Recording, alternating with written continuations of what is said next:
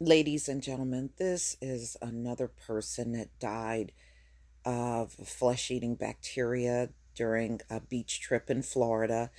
And this man died within 48 hours of getting a flesh eating bacteria. And like I said, these occurrences are happening heavily on the East Coast now, y'all. And I'm picking up these stories, and it's unbelievable. The majority of them are getting it from swimming in the ocean.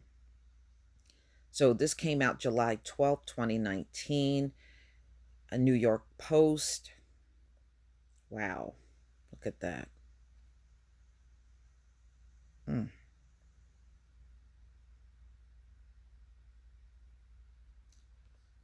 Okay. So a Florida woman has been warning people on Facebook, and this was her father that died from flesh eating bacteria after swimming in the Gulf of Mexico in Florida. And so she's been out warning people. His name was David Bennett, and his daughter is Cheryl Bennett Weigel of Niceville. And she posted this on her Facebook on Wednesday and warning people about a popular spot in the Gulf of Mexico where her father and mother, they went out jet skiing and just playing out in the water, and her father contracted the flesh eating infection, and it took his life.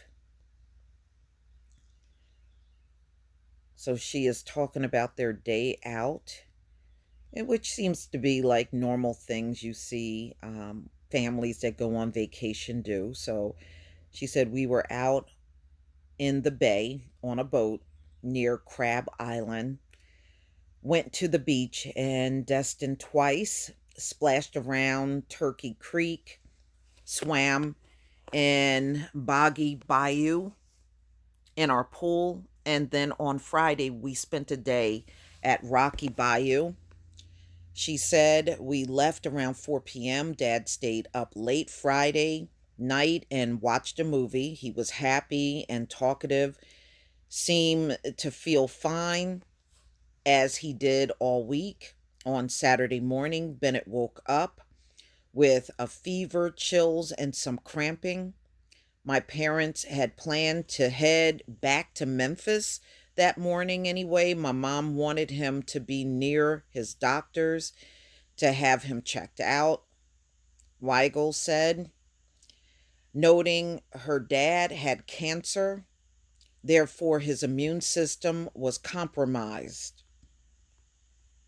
He had been sick before and they knew his history, she added, so it seemed like the best thing to do. The family had been aware of recent problems with naturally occurring bacteria in the water around Destin and had tried to come prepared. My parents were coming down to stay in Florida with me. Okay, so her parents stayed with her for a week, and they knew about the 12-year-old girl contracting the bacteria infection. And of course, like most people, she didn't believe it was going to happen to her family. But she is right. Her father's immune system was already compromised with the cancer. So, wow. And the 12-year-old girl had a cut on her leg, and that's how she got it. My dad didn't have any open wounds. Yeah, but he had a compromised immune system from the cancer. He had a couple of places that were practically healed, small scratches on his arms and legs that made sure were super sealed up. Well, obviously, that wasn't good enough. I don't think he should have got in the water at all, just from the way this sounds. He should never have gotten in the water. He I don't know. I'm just never mind. Bennett had battled cancer for years and had been in the water several times. So it didn't seem like a risk to go swimming, Weigel said. Less than 48 hours after their trip to Rocky Bayou, her father was dead. This is so raw and personal to me that I did not want to post about it, but if it can help one person, then it is worth it, Weigel said. She recounted how doctors tried their best to save her dad, but there was ultimately nothing they could do. They got to the hospital in Memphis around 8 p.m. Saturday, Weigel said, recalling how the medical staff took him back immediately. As they were helping him get changed into his hospital gown, they saw this terrible swollen back spot on his back that was not there before. Mom sent me a picture of it, and it felt like someone sucker punched me. I called and asked if it was actually black. Sometimes the color is off in the photo, and she said it was black. I never saw a cut on his back, and neither did she. We certainly hadn't seen this spot. So, of course, after the hospital did some testing, they found out it was the flesh eating bacteria. They put him on an IV of antibiotics, but, you know, he didn't last too much longer. So at 1 a.m., so they took him to the hospital at 8 p.m. At 1 a.m., he became septic and they moved him to ICU and he coded shortly after, and they had to bring him back. My dad had a lot of medical issues, but heart was not one of them. They had to intubate him and he coded again. They said his organs were too damaged and his blood was too acidic to sustain life. He was gone by Sunday afternoon. Wow. All right. So, my thing is, y'all, if you have a compromised immune system or anyone around you does have that, don't try to get in the water. It is not worth it. It's not worth it, for real. Weigel hopes that her dad's death and other similar incidents will finally get officials to do something to warn people.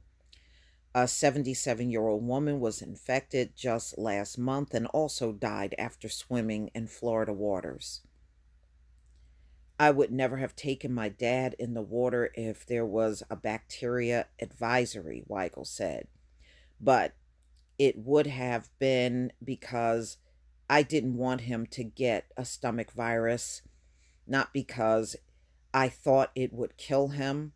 She added, I knew you shouldn't swim in an open, with an open wound, but I did not realize he shouldn't be in the water with his immune system. I feel like I should have known that there is something I will live with for the rest of my life. Yeah, it's not really your fault. I mean, you can't take on that burden um because he died. I mean, I should have kept him out of the water. Well, I think things happen for a reason. And we can't always prevent death. In fact, we can't prevent it at all. If it's a person's time to leave, then that's just the way it is. We can't, you're not Superwoman. You can't prevent anybody's death like that. I had a cousin that was, when my grandmother died on my father's side, she cried for a long time because, growing up, she lived with her. And she was like, I wasn't there. I was like, you can't take on that burden. You grew up, you got married, you had kids, and Our grandmother knew you had your life. She wasn't mad at you if you weren't there, you know? But she literally took on the burden of feeling guilty for my grandmother dying. My grandmother was 95 years old. She wasn't going to be here forever. But some people really do take on that kind of guilt. And I'm really shocked at how many people do that. A lot of people do that. And you really shouldn't. It was just her time, her father's time to go. You can't take on that guilt at all. But please tell me what you think. I think if you're on the East Coast, try not to get in the water. You know, just don't. It's not worth it.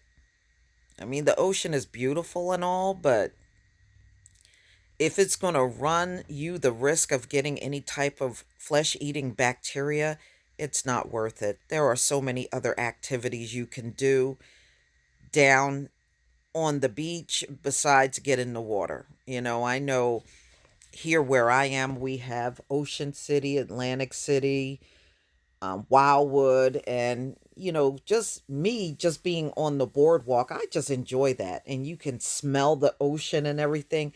I love that kind of stuff. And they have all kinds of shops on the boardwalk. They used to have rides down there, and that was fun. I didn't even necessarily have to get in the water, just enjoying the location. That was good enough for me. But I guess for some people, it's not fun unless they're in the water. I don't know. But please tell me what you think, ladies and gentlemen. Please leave your comment and subscribe. Don't forget to hit on the notification bell. And I'll see you on the next video. Peace, family.